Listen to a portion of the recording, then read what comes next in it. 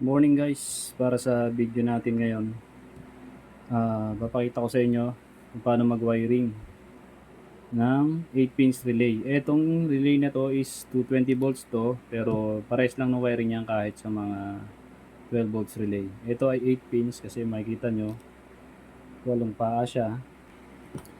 So walong paa ang pin to, walong paa yung pin niya. Papakita ko sa inyo kung paano mag-wiring. Papakita ko muna sa inyo ang kanyang diagram. So ito yung diagram niya, kung makikita nyo, 8 pins siya. Ito yung 13 at 14, yun yung kanyang coil.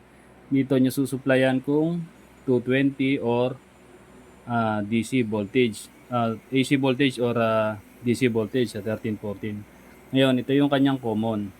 So dalawang common niya, 9 at saka 12. Ito ngayon yung kanyang mga normally close saka normally open na terminal. Ito makikita nyo, itong number 4, ito ay normally close. Ito number 8, normally open. Number 1, ganun din yan, normally close. Ito number 5, normally open. So paano ko nasabing normally close to? Kung makikita nyo, number 12, mula sa common terminal niya, kita nyo yung arrow niya, nakakonect siya sa number 4. Kita nyo yung number 4, normally close siya. Itong close siya kasi close contact sila. Itong number 8 naman, normally open siya. Kita mo hindi pa siya nakakonect sa number 12. So open contact pa siya. Ngayon, pag sinuplayan natin yung relay dito ng 220 volts or DC voltage, depende sa klase ng relay nyo, 220 volts AC, halimbawa, supply natin, kasi itong sample natin dito is 220, ipitik tong ano na to, ipitik tong contact na to, nilipat siya sa normally open. Ito yung guys. Yan. Sa taas ng relay, may naka-symbol din yan guys. Makikita nyo dito. Medyo malabo lang dito sa video ko, pero meron yan dito sa ibabaw, kalimitan yan. Yan. Yan. So guys, testingin natin kung paano siya gumagana. Ilalagay natin sa socket ng relay. So dito sa socket naman ng relay, may mga numbering yan dito. So ito nga palang relay na to, basta sundin nyo lang kung saan magkasya yan. Yung paa nyan. Yan. Yan, fit na siya guys. Yung common yan, yung common niya na 9 at 12, nandito yan. Dito pala sa kabila. May numbering yan dito guys. May number siya dito. Dito yung numbering yan. Tapos, yung 13 at 14, nandito yan guys. Hanapin nyo na lang. For example, itong relay na to is 13. Yung 13 niya, nandito siya sa kabila. Medyo ganun yung design ng relay. Kung makikita nyo dito sa ibabaw ng diagram, nandito yung 13 niya. Pero dito sa socket niya, nandito yung 13. Yung 14 niya, nandito. So, itong 14, 12, 14, 12, 8, 4. Dito yan. 14, 12, 8, saka 4. So, tetestingin natin siyang i-wiring.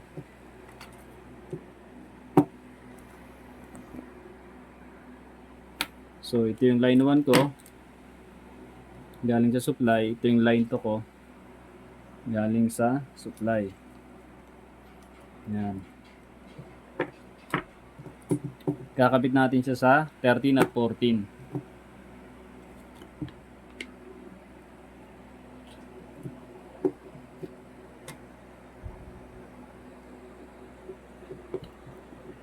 Titingnan na, papakita ko sa inyo guys kung anong mangyari.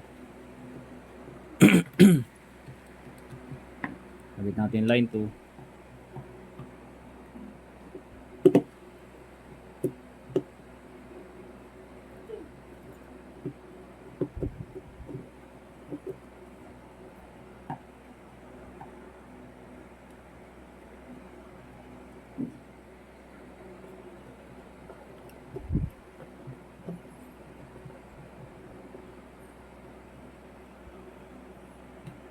Yun guys, testingin lang natin ha. Kinabit, dito natin siya kinabit. Ito siya sinuplayan ng AC, 13 saka 14. Dito yan. 14 dito, dito 13. So, subukan natin saksak mo.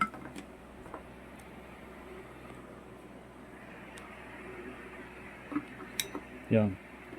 Ito nyo, umilaw. Saka, pumitik yung kanyang terminal. Diba? Ito nyo guys.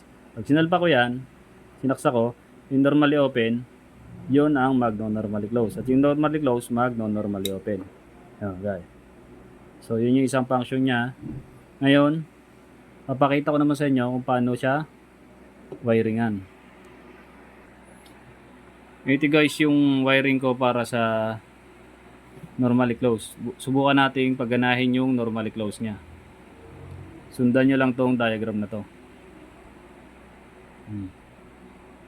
Kailangan yung isang linya direkta sa load, as yung yung load naman papunta siya sa terminal. Tapos yung yung line 1 papunta siya dito sa number 12. So ito guys, susundin natin tong diagram. Wiringan natin, papaganahin natin yung normally close nya. So number 14 o yung line 1, ito yung line 1 natin. Susundan mo yung line 1, papunta siya number 12. Ito. So ito yan, papunta siya dito sa number 12 na terminal. Dito yan guys, may numbering yan dito, sundan mo na lang, meron yan ditong number. Tapos yung isang wire ng load, ito ang pinakang load kong ginamit is yung pan. Kung makikita nyo sa diagram, papunta siya sa number 13 o sa line 2. So pwede natin siyang i-directa dito sa line 2. Yan. Itong connector ko naman is isang connection lang to. Ito, yung ginagamit ko. Tapos yung isang linya nito ng ating load, papunta siya dito sa normally close ng ating relay, which is terminal number 4. So yung terminal number 4 nandito siya sa kabila. Ito, may numbering naman yan, basahin mo na lang.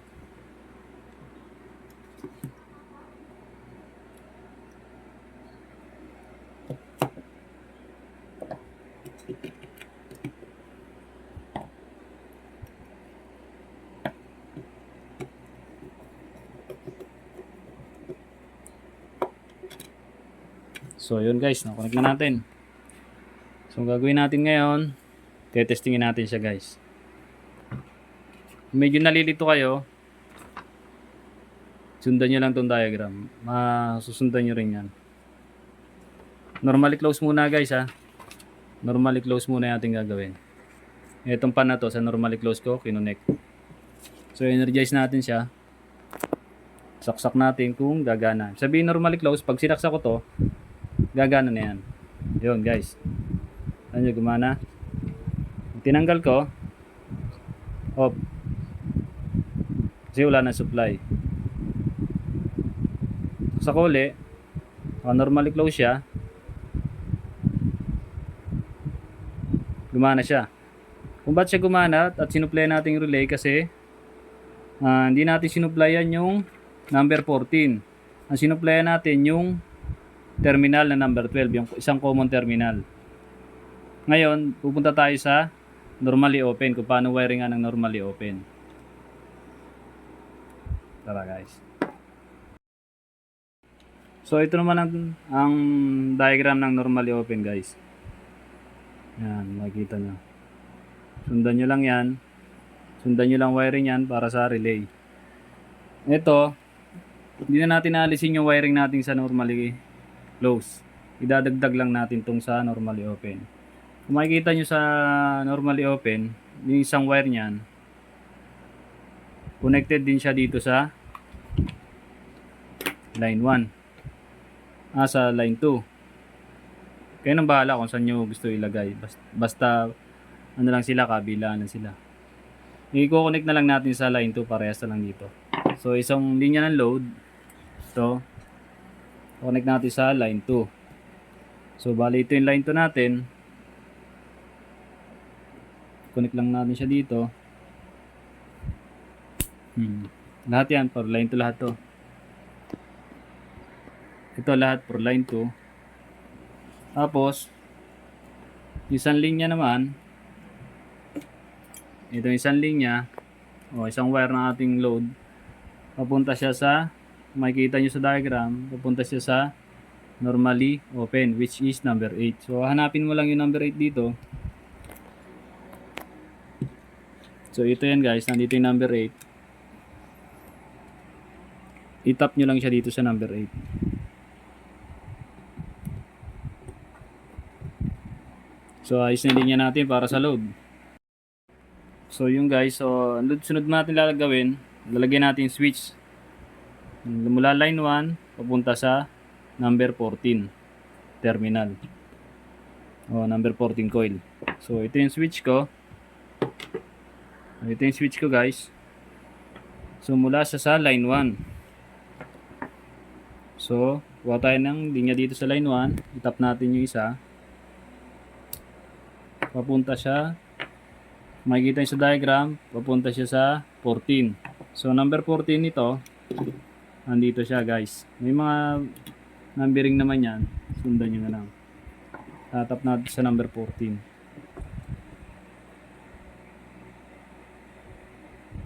Gamitan natin ng connector na Wago.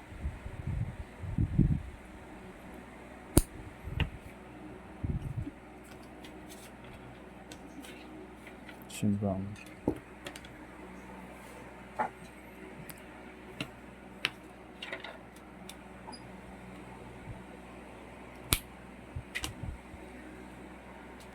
Tap lang natin dito sa number 14 to.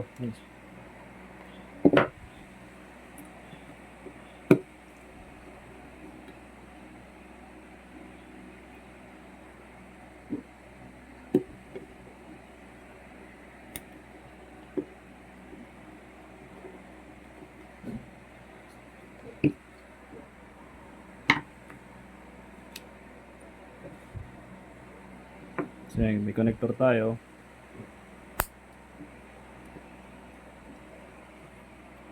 So yun guys, na wiring na natin. Switch, line 1, line 2, punta sa switch. Na wiring na natin tong normally open natin. Yan. Subukan nating energize. Ngayon, pag sinaksa ko to, unang gagana muna tong naka-normally close natin. Kasi hindi pa natin ino-on tong switch. Yan, switch niya, may switch siya. Pag ino natin tong switch, saka pa lang gagana tong normally open natin. Yan, gumana ang ating normally close. Naka-energize siya. Ngayon, pag ino natin to, on natin tong switch, mamamatay tong naka-normally close kasi ma-energize na tong relay. Ang mabubuhay ay itong normally open. Ito nyo guys, gumana yung naka-normally open natin. Nag-off na tong naka-normally close.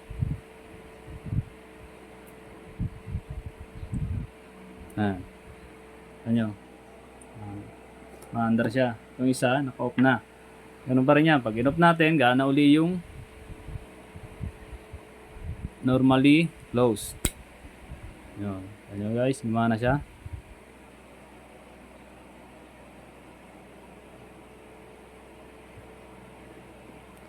So, yung combination diagram yan guys, yung dalawang yan, ito yan.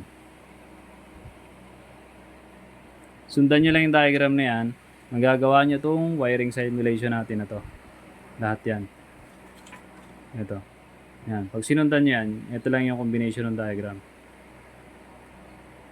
So, yun lang guys. Sana may natutunan kayo sa ating bagong shinare na video.